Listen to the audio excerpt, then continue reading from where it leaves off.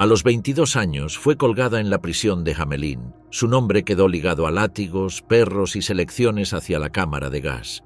En los campos de concentración no fue una espectadora. Ejerció poder directo sobre miles de prisioneras. Golpes, castigos físicos, ejecuciones sumarias. Cada acto formaba parte de un sistema que recompensaba la violencia. No necesitó décadas para ascender. En menos de 2 años pasó de aprendiz a autoridad máxima en barracas abarrotadas de mujeres condenadas a morir. ¿Cómo una joven campesina se transformó en símbolo del sadismo nazi?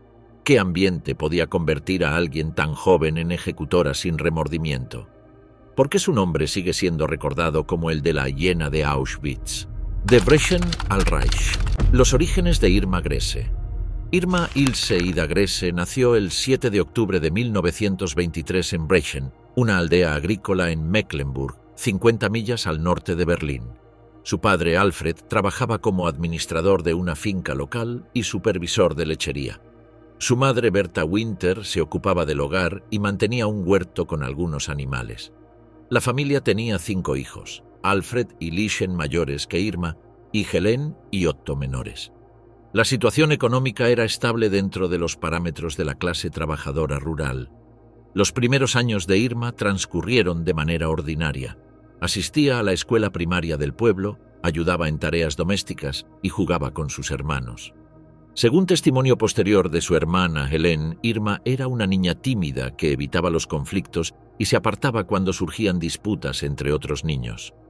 En enero de 1933, Adolf Hitler asumió la Cancillería alemana. 2 meses después, cuando Irma tenía 9 años, el sistema educativo alemán implementó cambios curriculares. Los programas escolares incorporaron principios del nacionalsocialismo, conceptos de pureza racial aria y antisemitismo como contenidos obligatorios. Las aulas exhibieron retratos de Hitler y los maestros comenzaron a impartir la ideología del nuevo régimen junto con las materias tradicionales. El contexto político dividió a la familia Grese. Algunos relatos describen a Alfred como un hombre conservador y religioso que desconfiaba de la política nazi. Otros testimonios lo presentan como alguien dispuesto a adaptarse al nuevo orden si ello beneficiaba las perspectivas familiares. Lo documentado es que Alfred no se afilió al partido nazi hasta 1937, cuando posteriormente llegó a ser jefe de grupo local en Brechen. En diciembre de 1935, Berta descubrió que su marido mantenía una relación extramatrimonial con la hija de un tabernero local. Después de limpiar meticulosamente la casa, Berta envió a sus hijos a buscar a Alfred a la taberna. Durante su ausencia, ingirió ácido clorhídrico, un producto de limpieza doméstica. Al regresar, la familia la encontró inconsciente y la trasladó al hospital. Berta permaneció varias semanas internada antes de fallecer en enero de 1936. Irma tenía 12 años. La muerte de la madre alteró la dinámica familiar. Los testimonios de vecinos indican que Irma se volvió más retraída y solitaria. Mientras otros niños de su edad desarrollaban amistades y primeros intereses románticos, Irma solía aislarse en las colinas cercanas al pueblo, donde pasaba tiempo silbando suavemente. Tanto Irma como su hermana Helen manifestaron interés por unirse a la Liga de Muchachas Alemanas, la rama femenina de las Juventudes Hitlerianas. Esta organización estaba diseñada para formar futuras camaradas del partido, ya fuera para el matrimonio y la maternidad, el entrenamiento como enfermeras o funciones auxiliares en las SS. La Liga ofrecía actividades comunitarias, formación ideológica y oportunidades de ascenso social dentro del sistema nazi. La retórica nacionalsocialista glorificaba tanto a los alemanes considerados arios como a las comunidades rurales, presentándolas como la base moral de la sociedad alemana. Para jóvenes aisladas o con limitadas perspectivas en sus pueblos, la Liga proporcionaba identidad, reconocimiento y camaradería, además de mejores oportunidades laborales y contacto con personas de su edad. Aunque la membresía se volvería obligatoria para todas las niñas de ascendencia aria, inicialmente Alfred prohibió que sus hijas se afiliaran. Las razones de esta negativa permanecen inciertas. Una versión sugiere que el capítulo local estaba demasiado lejos para que Irma pudiera llegar en bicicleta de manera segura. La oposición paterna, especialmente considerando que él mismo se afiliaría al partido en 1937, generó tensiones con Irma.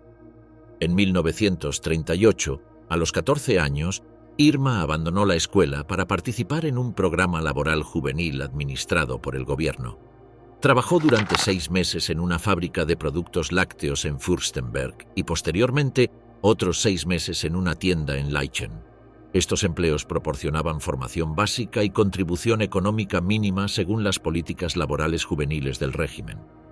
En 1939, Alfred se casó nuevamente. Su nueva esposa aportó 4 hijos de un matrimonio anterior y la pareja tuvo posteriormente otro hijo. La casa de Brechen se llenó de niños y la dinámica familiar se complicó. Irma, que había vivido fuera durante su año en el programa laboral, no regresó de manera permanente. A los 15 años se separó definitivamente del hogar paterno. Con apoyo de la sección local de la Liga de Muchachas Alemanas, Irma consiguió una plaza como aprendiz de enfermera en el sanatorio Hohenlichen. Esta institución había evolucionado desde ser un centro de tratamiento de tuberculosis bajo la Cruz Roja Internacional hasta convertirse en un centro de investigación militar. El director era Karl Gebhardt, cirujano y miembro del círculo íntimo de Heinrich Himmler. Hohenlichen se había transformado en un lugar donde se realizaban experimentos médicos en mujeres judías transportadas desde el cercano campo de concentración de Ravensbrück. Durante 2 años, Irma trabajó como asistente y aprendiz en este hospital. Sus tareas incluían cuidados básicos de pacientes, limpieza y asistencia en salas de operaciones. El entorno no era neutral. Por los pasillos transitaban oficiales de alto rango de las SS y en los laboratorios se llevaban a cabo procedimientos experimentales en víctimas humanas. Aunque no existen detalles específicos sobre la participación directa de Irma en estos experimentos, trabajó bajo la supervisión directa de Gebhardt durante su periodo formativo. Gebhardt había sido un activista temprano del partido nazi y había participado en marchas de los camisas pardas en Berlín durante los años 20. Como supervisor de Irma, representaba una fuente intensa de influencia ideológica. El hospital también funcionaba como hogar de convalecencia para oficiales de las SS heridos o enfermos, lo que exponía a Irma a miembros de la alta comandancia nazi, incluyendo figuras como Albert Speer, Heinrich Heydrich y Rudolf Hess durante finales de los años 30 y principios de la guerra. Después de 2 años, Irma no logró completar su formación para convertirse en enfermera profesional. No había demostrado suficiente competencia académica o práctica para obtener la calificación. Según sus propias declaraciones posteriores, había deseado sinceramente ingresar a la profesión de enfermería y la decepción fue considerable. Gebhardt sugirió que solicitara un puesto como guardiana de prisión en el cercano campo de concentración de Ravensbrück y la refirió a un conocido en la administración del campo. A los 17 años, Irma era demasiado joven para ser reclutada en las SS y se le instruyó que volviera a solicitar después de cumplir 18 años. Consecuentemente, entre el otoño de 1941 y el verano de 1942, regresó a su trabajo anterior en la fábrica de productos lácteos de Fürstenberg. En julio de 1942 se unió a la rama femenina de las SS y comenzó el entrenamiento como guardiana de prisión en el campo de concentración femenino de Ravensbrück, la escuela de la violencia absoluta. Ravensbrück, establecido en mayo de 1939 en el distrito de Fürstenberg, era el mayor campo de concentración femenino del Tercer Reich. Durante la guerra pasaron por sus instalaciones aproximadamente 130.000 mujeres, de las cuales más de 90.000 no sobrevivieron. Su función abarcaba trabajo forzado, castigo, exterminio por agotamiento y formación de personal femenino de las SS. Grese ingresó como Aufseherin en periodo de formación. Las mujeres no podían afiliarse formalmente a las SS, pero su rango de auxiliar le otorgaba autoridad sobre las prisioneras y un salario superior al disponible en empleos civiles. El régimen necesitaba más personal femenino para cubrir las secciones de mujeres en la red expandida de campos de concentración. El entrenamiento inicial duraba 3 semanas y estaba orientado a crear un entorno de disciplina estricta y violencia normalizada. Las nuevas guardianas recibían instrucción en reglamentos de seguridad, control de prisioneros y organización del trabajo. La regla fundamental prohibía establecer cualquier vínculo personal con las internas. Se instruía que cualquier muestra de compasión o proximidad sería considerada debilidad. El contacto humano estaba prohibido. No se permitían palabras innecesarias, gestos de ayuda o conversaciones casuales. La formación práctica se basaba en observación y repetición. Las aprendices acompañaban a guardianas veteranas en tareas cotidianas: vigilancia durante recuentos, conducción de grupos de trabajo, supervisión de barracas y aplicación de castigos. El uso de violencia se presentaba como herramienta de control necesaria. Las aspirantes observaban cómo las oficiales experimentadas golpeaban con bastones, látigos o culatas a prisioneras que no cumplían órdenes o parecían demasiado débiles para el ritmo exigido. Dorothea Vince se encontraba entre las figuras más influyentes del campo y ejercía funciones de instructora. Vince se encargaba de transmitir a las nuevas guardianas los métodos de disciplina y castigo. Bajo su dirección, las aprendices presenciaban ejecuciones sumarias y castigos prolongados. Vince demostraba cómo mantener postura de autoridad, reaccionar ante signos de resistencia e imponer temor sin necesidad de explicaciones. Su ejemplo funcionaba como modelo para las jóvenes reclutas que aprendían que el ascenso dependía de la rapidez con que adoptaran esa actitud. Irma Grese asimiló el entrenamiento rápidamente. En pocas semanas se habituó al trato con las prisioneras. La dinámica del campo exigía decisiones rápidas y obediencia ciega a la jerarquía. La formación incluía ejercicios donde las aspirantes debían participar activamente en palizas colectivas. Ocasionalmente se seleccionaba una prisionera acusada de incumplimiento para ser castigada por varias guardianas en presencia de las demás como ejemplo. El sistema requería que ninguna joven permaneciera al margen. Todas debían implicarse directamente. Ravensbrück funcionaba como lugar donde el sufrimiento formaba parte de la rutina diaria. Las prisioneras estaban sometidas a trabajos forzados en condiciones extremas, desnutrición y hacinamiento. El sistema estaba diseñado para que las guardianas se acostumbraran a presenciar degradación física y moral sin reaccionar emocionalmente. Las muertes diarias por enfermedad o agotamiento eran habituales. Las aprendices debían registrar fallecimientos, organizar cuerpos y mantener disciplina en medio de la devastación constante. Testimonios de prisioneras recopilados después de la guerra mencionan a Grese durante sus primeros días en Ravensbrück como una figura inicialmente torpe en su función. Una superviviente relató haberla visto disculparse al pasar frente a una interna, gesto considerado impropio que fue corregido inmediatamente por las veteranas. Pocos días después su comportamiento había cambiado completamente. El proceso de adaptación se había completado. Los errores iniciales desaparecieron y su actitud se alineó con la de las demás guardianas. El entrenamiento no se limitaba a violencia física. También inculcaba una mentalidad de jerarquía absoluta. Las prisioneras se clasificaban por categorías y recibían tratos según su origen y la supuesta peligrosidad que se les atribuía.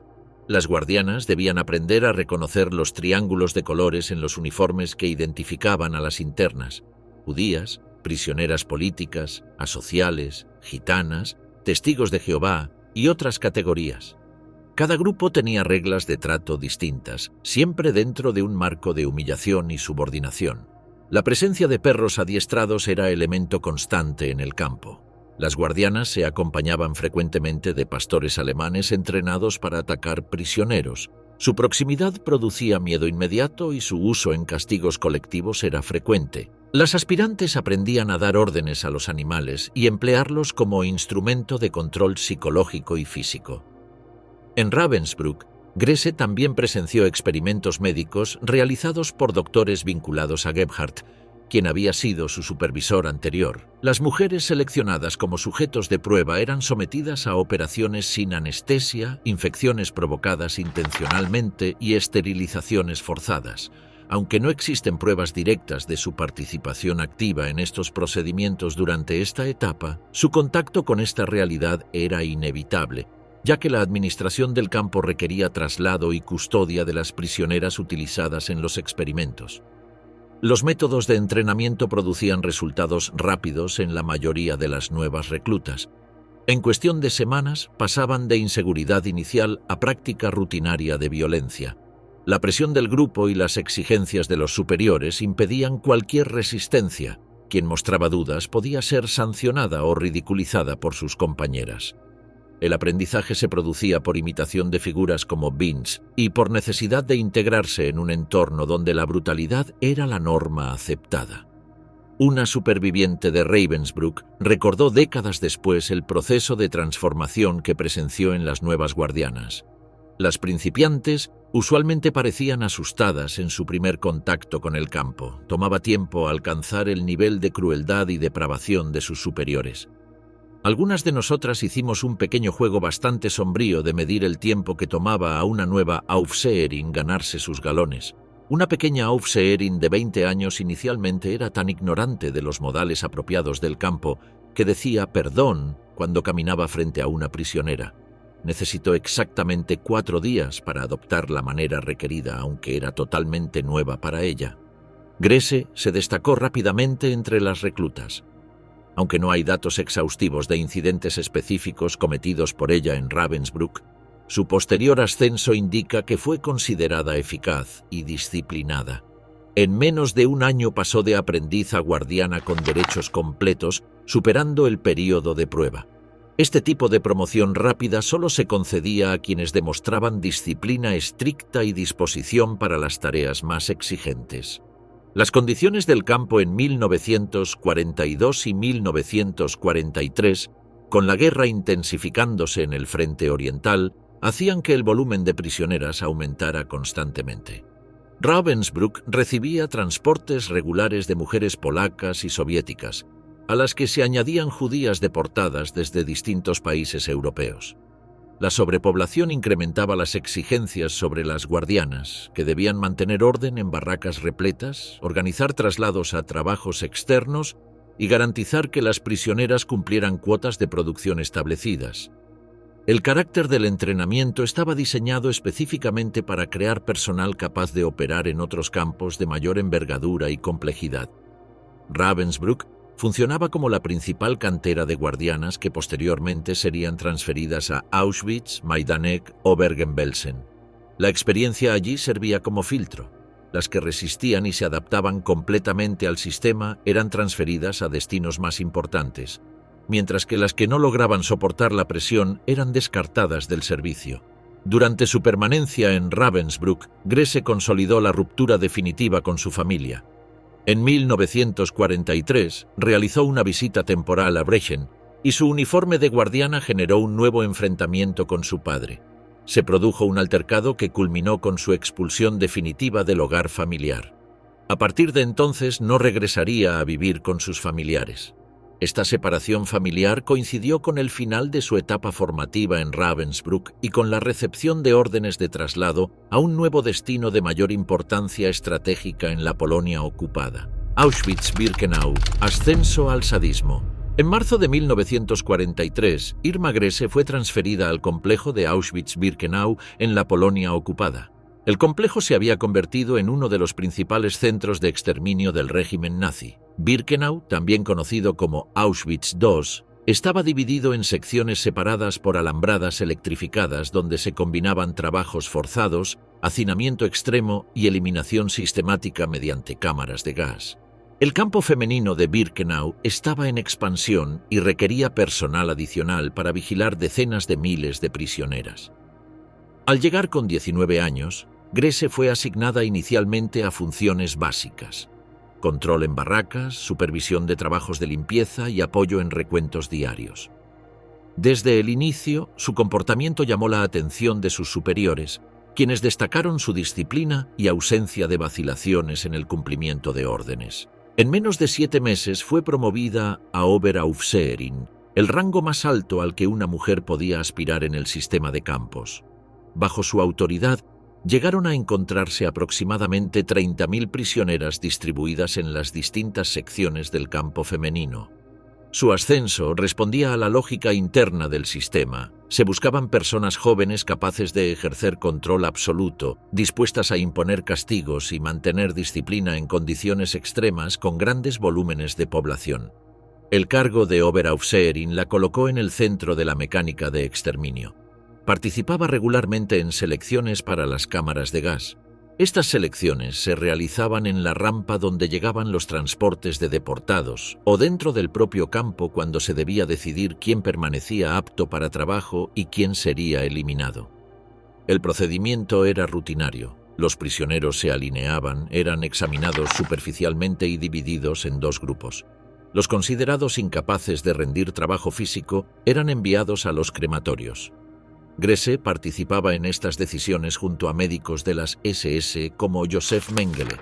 Su papel en las selecciones era mantener orden entre las prisioneras durante el proceso, dirigir los movimientos de los grupos y asegurar que las decisiones se cumplieran sin resistencia. Las selecciones se realizaban con frecuencia variable según las necesidades del campo y las órdenes recibidas desde la administración central. Su comportamiento diario en el campo estableció patrones específicos de control. Los recuentos matutinos y vespertinos, conocidos como Appel, le proporcionaban oportunidades para implementar su autoridad sobre las prisioneras asignadas a su sección. Los castigos que aplicaba incluían golpes directos y obligación de permanecer en posiciones forzadas durante periodos prolongados. Una prisionera superviviente relató cómo fue ejecutada una mujer húngara que se demoraba en regresar a su barracón. Otra recordó haber recibido golpes en el rostro por no mantener la mirada baja durante un recuento. Su empleo de herramientas disciplinarias se intensificó con el tiempo.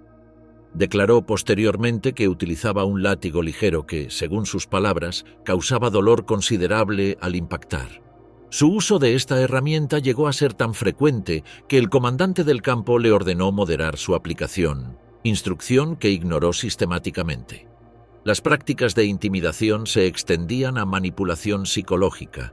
Grese organizaba lo que los prisioneros denominaban Sportmachen, ejercicios físicos impuestos como castigo, saltos, carreras o posiciones forzadas hasta el agotamiento total. Estos métodos producían desmayos frecuentes y, en casos de prisioneras debilitadas por hambre, la muerte. El objetivo era demostrar la absoluta vulnerabilidad de las internas frente a la autoridad de las guardianas. Durante los recuentos, que podían durar desde las 3 de la madrugada hasta las 9 de la mañana, Grese obligaba a las prisioneras a permanecer inmóviles. Cuando detectaba movimiento, aplicaba castigos que incluían golpes o la obligación de arrodillarse durante horas. Una de sus especialidades consistía en ordenar a las prisioneras que sostuvieran piedras grandes sobre sus cabezas con ambas manos durante periodos prolongados, golpeándolas si flaqueaban en la posición. En una ocasión documentada, las prisioneras cortaron sus mantas para fabricar zapatos y chaquetas improvisadas. Grese ordenó la devolución inmediata de todos los artículos confeccionados con estas mantas. Cuando no se devolvió nada, ordenó registros exhaustivos de las barracas y golpeó brutalmente a las prisioneras que tenían estos objetos en su posesión. Además del látigo, Grese utilizaba un bastón para golpear prisioneras. Su práctica habitual consistía en golpear mujeres hasta que sangraran y cayeran al suelo, para luego patearlas con sus botas pesadas. En un incidente registrado por testigos, observó a una mujer hablando con su hija a través de la cerca de alambre que separaba dos secciones del campo. Grese golpeó y pateó a la mujer tan violentamente que permaneció tendida en el suelo inconsciente. Su participación en selecciones para las cámaras de gas se intensificó durante las deportaciones masivas de judíos húngaros en mayo de 1944. En 8 semanas, desde el 15 de mayo hasta el 9 de julio, aproximadamente 424.000 judíos húngaros fueron deportados a Auschwitz-Birkenau. La mayoría fueron asesinados en las cámaras de gas inmediatamente después de su llegada. Grese participaba en estas selecciones junto a Mengele y otros médicos de las SS. Las mujeres deportadas eran obligadas a desfilar desnudas para inspección, como ganado, para determinar si estaban suficientemente aptas para trabajo en Alemania o solo aptas para morir. Grese mantenía orden durante estos procesos y si algunas mujeres intentaban huir, las devolvía para recibir palizas. Cuando observaba que familiares trataban de reunirse durante las selecciones para trabajo forzado, los golpeaba hasta dejarlos inconscientes. Las prisioneras que intentaban escapar de las selecciones y eran capturadas recibían palizas hasta sangrar profusamente antes de ser devueltas a las filas. Durante una selección, cuando 2 jóvenes intentaron escapar saltando por una ventana y quedaron tendidas en el suelo, Grese las ejecutó sin vacilación con su pistola cargada. Su comportamiento se caracterizaba por el uso arbitrario de violencia. Testimonios documentan que obligaba a mujeres a salir fuera de la cerca de alambre durante trabajos para hacer parecer que intentaban escapar. Cuando un guardia se negó a disparar a las mujeres que cruzaban la cerca, alegando que habían sido enviadas deliberadamente, Grese proporcionó testimonio en una investigación contra este guardia por no cumplir con sus obligaciones. Los registros muestran que Grese mantuvo relaciones personales que mezclaban sexualidad y poder. Estableció vínculos con oficiales de las SS, entre ellos Josef Mengele y Franz Wolfgang Hatzinger, jefe de construcción de Auschwitz I. También se documentaron relaciones con mujeres prisioneras, a quienes seleccionaba para encuentros privados.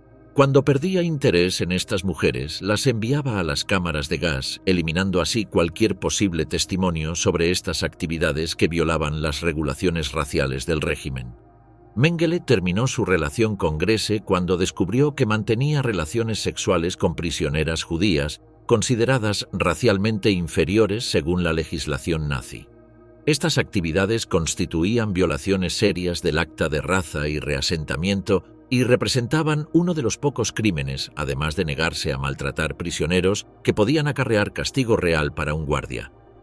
En una ocasión, creyendo que podría estar embarazada, Grese solicitó discretamente un examen médico a la doctora prisionera Gisela Perl. Cuando se confirmó el embarazo, Grese instruyó a la doctora que regresara al día siguiente preparada para cirugía. Prometió conseguir un abrigo a cambio de terminar su embarazo, procedimiento al que no podía acceder a través de la clínica de las SS, ya que tanto la contracepción como la terminación del embarazo eran ilegales para mujeres arias en la Alemania nazi. Después de completado el procedimiento, Grese amenazó a la doctora Perl, prometiendo matarla si informaba a alguien sobre la operación. Nunca entregó el abrigo prometido. Los registros de la clínica médica de las SS en el campo muestran que Grese fue examinada para detectar sífilis en enero de 1944, resultando negativa la prueba. Su imagen física en el campo era recordada vívidamente por las supervivientes. Utilizaba los mejores productos disponibles, obtenidos mediante confiscación de pertenencias de prisioneras asesinadas. Sus uniformes eran confeccionados por las mejores costureras judías que habían sido deportadas al campo. Mantenía una apariencia impecable, uniforme perfectamente ajustado, botas brillantes, cabello estilizado y maquillaje aplicado cuidadosamente. Este contraste con la miseria de las prisioneras formaba parte del impacto psicológico que ejercía. Múltiples testimonios coinciden en que su comportamiento superaba en sadismo al de otras guardianas. Una doctora prisionera que sobrevivió al campo la describió como la mujer más hermosa que había visto, con cuerpo perfecto, rostro angelical y ojos azules inocentes, pero también como la persona más depravada, cruel e imaginativamente perversa que había conocido. El sistema de Auschwitz-Birkenau le proporcionaba autoridad absoluta sobre las prisioneras bajo su control. Su rango de Oberaufseherin le permitía tomar decisiones sobre castigos, participar en selecciones y administrar las condiciones de vida en su sección del campo. Esta posición la convertía en una figura central del aparato de exterminio, con responsabilidad directa sobre la vida y muerte de miles de mujeres. En enero de 1945, el avance del Ejército Rojo hacia Auschwitz obligó a las autoridades nazis a evacuar el complejo. Bergen-Belsen, el infierno final del Reich. En enero de 1945, las tropas soviéticas se aproximaban rápidamente al complejo de Auschwitz. Las autoridades nazis ordenaron la evacuación masiva de prisioneros hacia el interior de Alemania. Estas evacuaciones forzadas se organizaron como marchas a pie bajo condiciones climáticas extremas, con escaso alimento y vigilancia armada. Irma Grese fue asignada a escoltar uno de los convoyes que partieron de Birkenau. La marcha incluyó un paso intermedio por Ravensbrück antes del destino final en Bergen-Belsen, situado en Baja Sajonia. Bergen-Belsen había sido establecido originalmente en 1940 como campo para prisioneros de guerra. A partir de 1943 se transformó en campo de concentración y desde 1944 recibía deportados procedentes de campos orientales que eran evacuados ante el avance aliado. Cuando Grese llegó a Bergen-Belsen en marzo de 1945, La infraestructura del campo estaba completamente desbordada. El número de prisioneros había superado las 60.000 personas en instalaciones concebidas para unos pocos miles. Las evacuaciones constantes desde otros campos habían saturado la capacidad de alojamiento y el sistema de suministros había colapsado.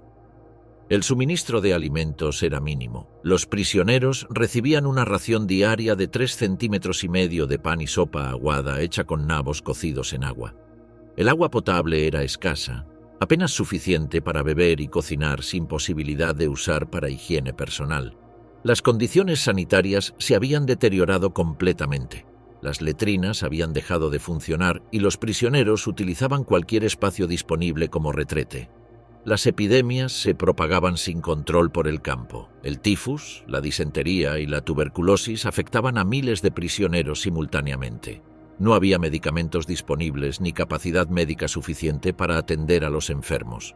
Durante el invierno de 1944 a 1945, cuando las temperaturas descendían bajo cero, los prisioneros se veían obligados a dormir sentados en el suelo de tierra para compartir 200 mantas entre decenas de miles de personas.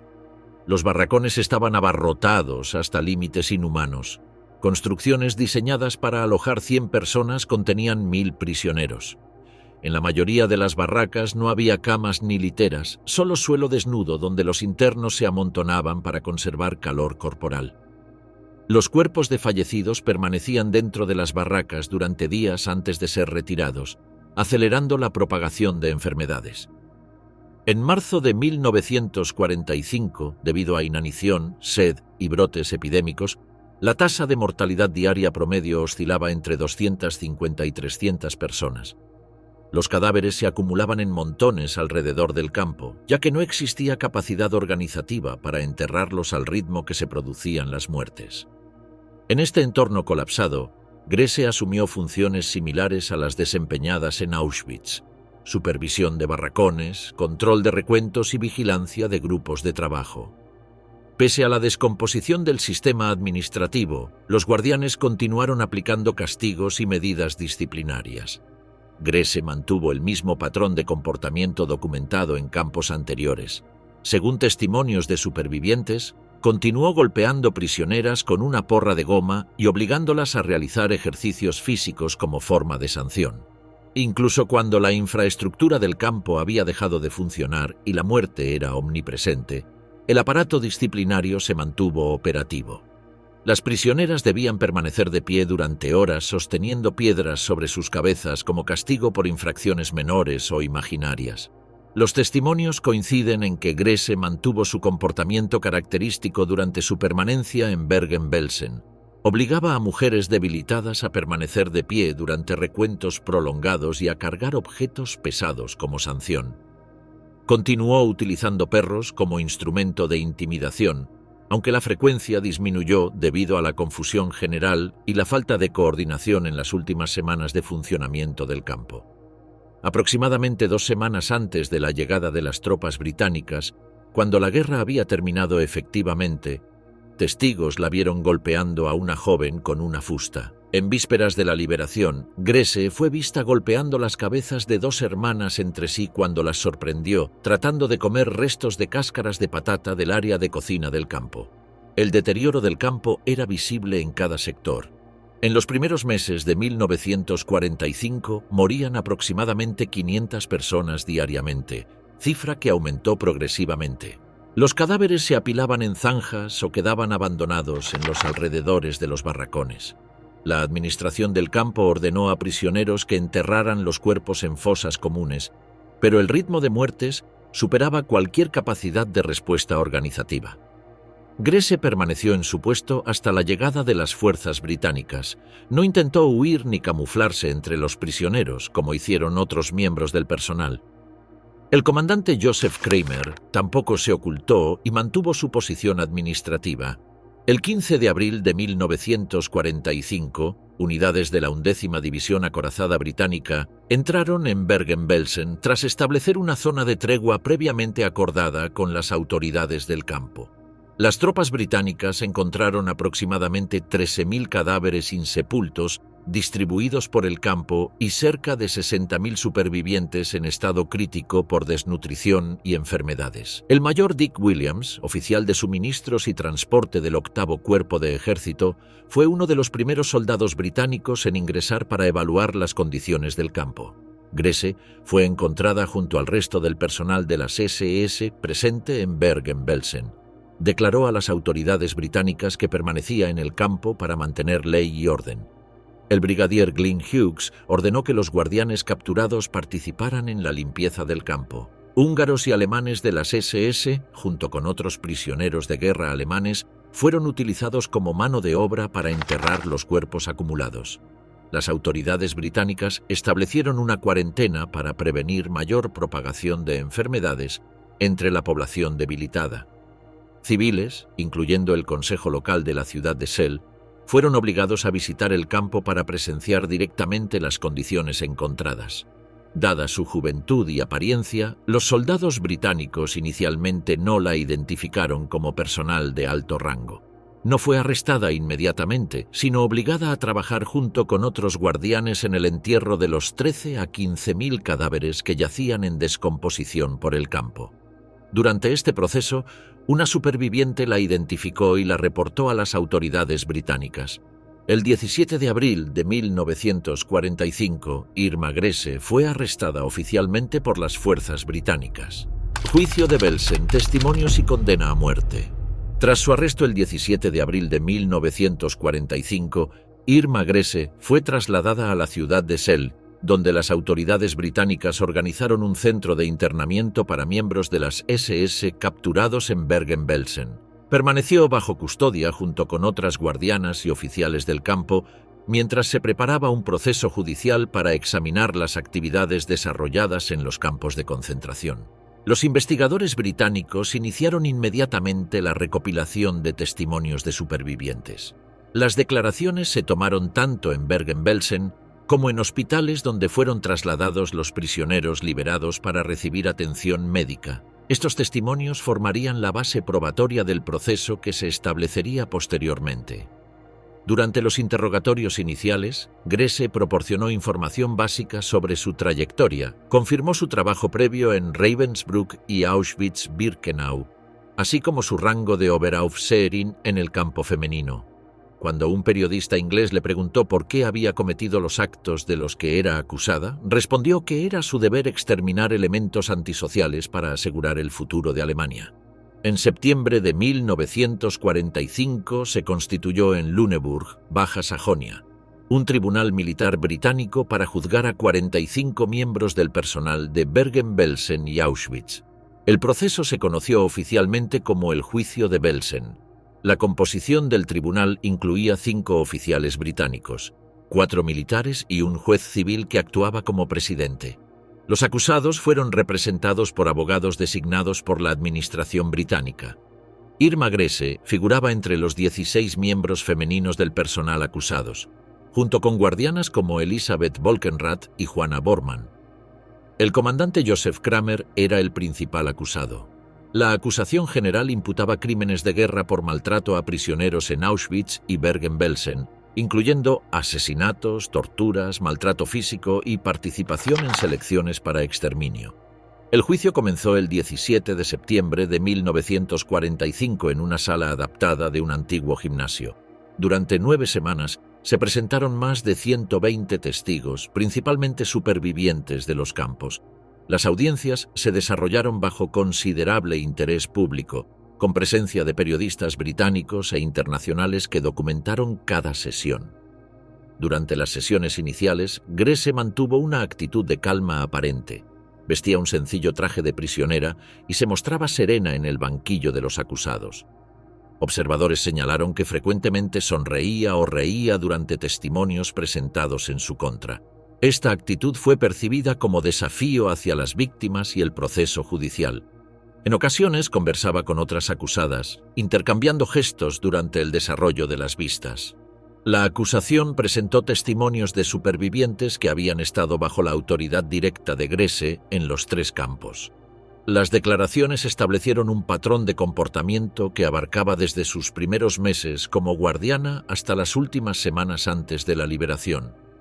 Una prisionera húngara testificó sobre su experiencia en Auschwitz, describiendo cómo Grese seleccionaba deliberadamente a las mujeres más atractivas para enviarlas a las cámaras de gas por celos personales.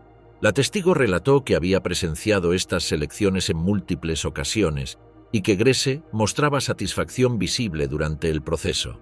Magda Hellinger, antigua prisionera funcionaria de Auschwitz, proporcionó testimonio sobre sus interacciones directas con Grese. Hellinger describió cómo Grese frecuentemente olvidaba su condición de prisionera judía y le hablaba como si fuera una hermana mayor, revelando detalles sobre su familia y su decepción por el fracaso en la formación de enfermería.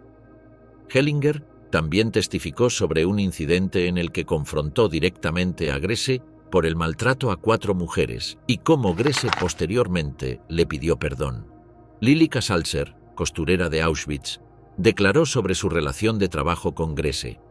Salzer había confeccionado regularmente uniformes y ropa civil para Grese a cambio de visitas regulares con sus hermanas gemelas menores, quienes estaban detenidas en otra sección del campo. Salzer testificó sobre la obsesión de Grese con su apariencia física y su afirmación de que después de la guerra se convertiría en estrella de cine. Un médico prisionero de Auschwitz testificó sobre el incidente en el que Grese le solicitó realizar un procedimiento de terminación de embarazo. El médico describió cómo Grese había proporcionado los instrumentos necesarios y amenazado con matarla si revelaba la operación a alguna autoridad del campo. Alice Tenenbaum, entonces de 14 años, proporcionó testimonio sobre cómo Grese la había salvado 16 veces de las cámaras de gas después de haber sido seleccionada por Mengele. Tenenbaum explicó que Grese le había dicho que se parecía a su hermana Helen y que por esa razón la protegía sacándola de los grupos destinados al exterminio. Durante su interrogatorio formal, Grese negó haber matado personalmente a prisioneros. Admitió haber portado látigo y participado en selecciones, pero alegó que actuaba bajo órdenes directas de sus superiores. Insistió en que no tenía autoridad para decidir el destino final de los prisioneros, limitándose a seguir instrucciones de médicos de las SS y comandantes del campo. Respecto a los métodos disciplinarios empleados, declaró que constituían procedimientos habituales en el funcionamiento del campo y que no recordaba haber causado lesiones graves intencionalmente. Afirmó que la aplicación de castigos físicos era necesaria para mantener orden durante los recuentos cuando las prisioneras perturbaban los procedimientos establecidos. Su abogado defensor, el mayor L.S.W. Cranfield, intentó demostrar que Grese era demasiado joven para haber comprendido completamente el alcance de sus acciones. Alegó que su edad, 22 años en el momento del juicio, debía considerarse como factor atenuante. Argumentó que su papel, aunque severo, no era equiparable al de los altos mandos que planificaban y dirigían la política de exterminio. Cranfield también sugirió que los testimonios de prisioneros podían estar distorsionados por el odio acumulado contra los guardianes durante años de cautiverio. Propuso que las víctimas podían exagerar los hechos o atribuir a Grese acciones cometidas por otras guardianas, dado que muchas supervivientes habían estado en múltiples campos y podrían confundir eventos y perpetradores. La acusación británica sostuvo que la defensa de obediencia debida no podía justificar la brutalidad sistemática documentada por numerosos testigos independientes. Se argumentó que Grese no solo obedecía órdenes superiores, sino que actuaba con iniciativa propia, aplicando violencia excesiva y mostrando comportamiento proactivo en la persecución y castigo de prisioneros. El fiscal subrayó que la consistencia de los testimonios contra ella, procedentes de víctimas de distintas nacionalidades y sin contacto previo entre sí, confirmaba la veracidad de los hechos imputados. Los relatos proporcionados por los testigos establecían métodos específicos de violencia y participación directa en el proceso de exterminio. Durante el contrainterrogatorio, Grese mantuvo una postura firme y respondió con brevedad. No mostró signos de arrepentimiento o remordimiento por las acciones descritas en los testimonios. Cuando se le preguntó específicamente por qué golpeaba a las prisioneras, contestó que era necesario para mantener orden en el campo. Al ser cuestionada sobre las selecciones en Auschwitz, Reconoció haber estado presente, pero afirmó que las decisiones finales correspondían exclusivamente a los médicos de las SS. No negó haber utilizado látigos o perros, pero los justificó como parte de sus funciones reglamentarias de vigilancia y control. Cuando se le mostraron fotografías de víctimas con heridas compatibles con golpes de látigo, declaró que no recordaba los incidentes específicos, pero que tales castigos eran procedimientos estándar en el campo. La frialdad con que respondía preguntas sobre muertes o castigos impactó a observadores del juicio. El presidente del tribunal le preguntó directamente si comprendía la gravedad de las acusaciones presentadas contra ella. Grese replicó que era consciente de lo que se alegaba, pero que había cumplido con sus obligaciones como se le había ordenado por la cadena de comando de las SS. Su hermana Helen Grese fue llamada a testificar como testigo de carácter en su defensa. Helen declaró que nunca podría imaginar a Irma golpeando o maltratando prisioneros porque siempre había huido de conflictos durante la infancia. Describió a su hermana como una niña que se apartaba de disputas y evitaba confrontaciones físicas con otros niños. El fiscal utilizó este testimonio en contra de la acusada, sugiriendo que alguien que había sido cobarde frente a personas con fuerza similar había encontrado fácil descargar violencia sobre víctimas indefensas una vez que recibió poder y autorización para hacerlo. Durante el testimonio de Helen, que también describió el incidente familiar que llevó a la expulsión definitiva de Irma del hogar paterno, la máscara de indiferencia de la acusada se quebró momentáneamente y lloró abiertamente en el tribunal. El juicio concluyó el 17 de noviembre de 1945. El tribunal declaró culpables a 11 de los acusados, entre ellos Joseph Kramer, Elisabeth Volkenrath, Juana Bormann e Irma Grese. Las sentencias para los condenados fueron pena de muerte por ahorcamiento. En el caso de Grese, el tribunal la consideró responsable de crímenes de guerra en Auschwitz y Bergen-Belsen, específicamente por participación activa en selecciones para exterminio y actos sistemáticos de violencia contra prisioneros. Al escuchar la sentencia, Grese permaneció en silencio. Según registros oficiales, mostró expresión seria y no realizó declaraciones finales. Fue trasladada a la prisión de Celle y posteriormente a la de Hamelin, donde aguardaría la ejecución junto con los demás condenados. Hamelin, la ejecución de la hiena de Auschwitz. Después de ser condenada a muerte en noviembre de 1945, Irma Grese fue trasladada desde la prisión de Celle a la penitenciaría de Hamelin. Este edificio de construcción decimonónica había sido adaptado por las autoridades británicas como centro de detención y lugar de ejecuciones para criminales de guerra nazis. El traslado se realizó bajo estrictas medidas de seguridad, acompañada por las otras condenadas del mismo proceso, Elisabeth Volkenrath y Juana Bormann. La prisión de Hamelin había sido modificada después de la guerra para recibir prisioneros nazis sentenciados a pena capital. En sus instalaciones se construyó el patíbulo que sería utilizado durante los meses siguientes para múltiples ejecuciones de criminales de guerra. El diseño seguía especificaciones británicas estándar para ahorcamientos judiciales, con una plataforma elevada, trampilla activada mecánicamente y foso receptor calculado para producir fractura cervical inmediata. Al ingresar, Grese fue registrada, fotografiada y ubicada en una celda individual de la sección destinada a condenados a muerte. El régimen penitenciario era severo y los movimientos estaban estrictamente controlados. Cada condenada disponía únicamente de enseres básicos, cama de hierro, mantas reglamentarias, mesa con papel y tinta y acceso limitado a correspondencia escrita. Se permitía escribir cartas de despedida a familiares que serían entregadas después de la ejecución. Durante las semanas en Hamelin, Grese escribió varias cartas dirigidas a su padre y hermanos. En estas misivas expresaba lealtad a Alemania y pedía que su recuerdo no constituyera motivo de vergüenza familiar. Insistía en que debía ser recordada como una mujer joven que había cumplido con lo que consideraba su deber hacia la patria. Recomendaba a su familia mantener la dignidad y no renegar del apellido Grese. En ninguna de estas cartas aparecían referencias directas a los crímenes por los que había sido condenada ni expresiones de arrepentimiento por sus acciones en los campos. Las cartas mantenían el tono de lealtad política y orgullo nacional que había caracterizado sus declaraciones durante el juicio. Firmaba las misivas exhortando a sus familiares a ser alemanes orgullosos incluso en las peores circunstancias. El 12 de diciembre de 1945, un día antes de la ejecución programada, Grese permaneció recluida en su celda junto a las demás condenadas. Según registros de los guardianes británicos, pasó parte de la tarde conversando en voz alta con Volkenrath y Bormann, quienes ocupaban celdas cercanas en el mismo corredor de la muerte. Las tres mujeres compartieron canciones nazis que entonaron durante la noche, actividad que fue registrada en el libro de guardia por los carceleros británicos. El canto se prolongó hasta altas horas de la madrugada, lo que perturbó el descanso de otros prisioneros en la sección. Las canciones incluían himnos del partido y marchas militares que habían aprendido durante su servicio en las SS. La mañana del 13 de diciembre estaba programada la ejecución de 13 condenados del juicio de Belsen, 10 hombres y 3 mujeres.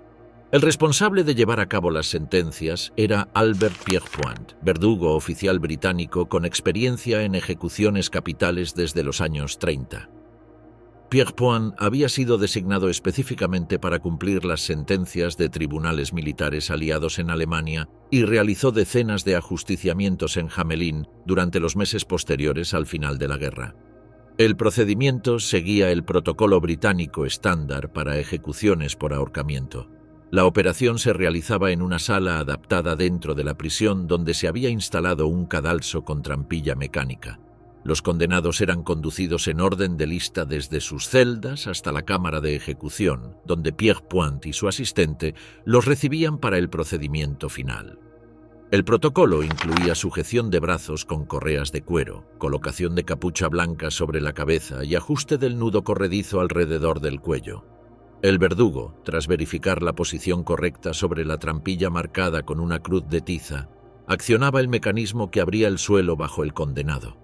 La caída estaba calculada matemáticamente según el peso corporal para producir fractura cervical inmediata y muerte instantánea.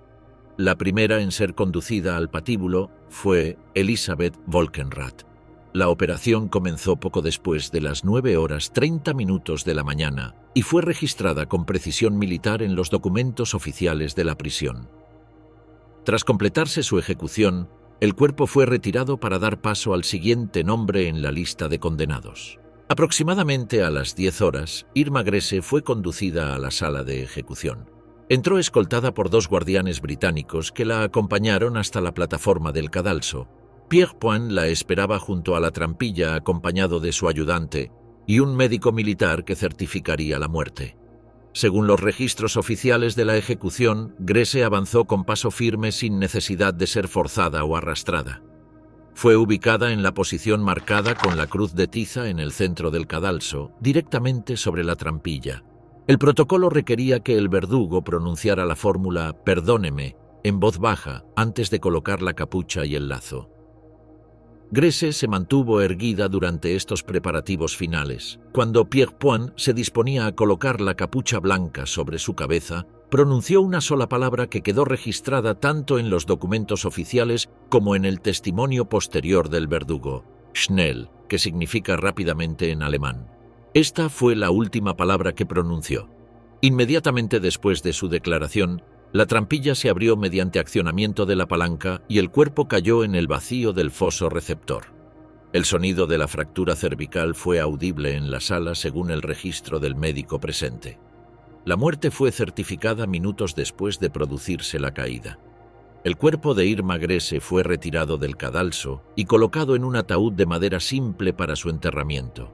Posteriormente fue conducida al patíbulo Juana Bormann, la tercera de las guardianas condenadas. Una vez completadas las 3 ejecuciones femeninas, se procedió al ahorcamiento de los 10 hombres sentenciados, incluyendo el comandante Joseph Kramer. Los cuerpos de los ejecutados no fueron entregados a las familias según reglamento penitenciario británico.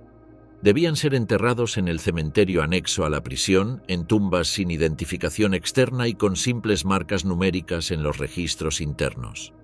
Irma Grese fue sepultada en una fosa común junto a los demás ejecutados del juicio de Belsen. Los documentos relacionados con su ejecución incluyen el acta de defunción firmada por el médico militar presente. el informe detallado del verdugo Pierre Point y el registro de enterramiento en el cementerio de la prisión. Estos archivos fueron conservados por las autoridades británicas y posteriormente transferidos a los archivos nacionales para preservación histórica.